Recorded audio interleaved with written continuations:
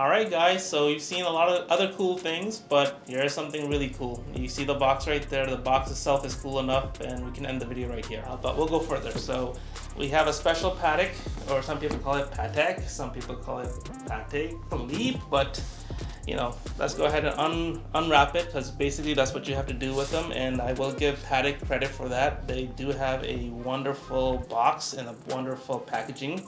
So I'm just going to keep moving down the line here. As you can see, we're just pushing things aside because it takes a while to get into their watch. So let's see what we have in here.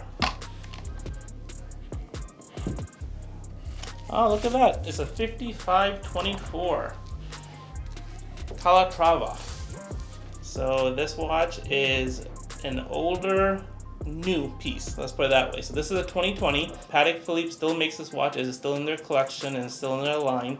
This one comes in two variations. This one right here is of course the rose gold. They also do make this in the white gold with a blue dial as well. It's a personal preference. I think this one, in terms of the look of it, is magnificent. You have that chocolate dial, rose gold, and of course let's go to the back. There's the exhibition movement. Just a stunning watch.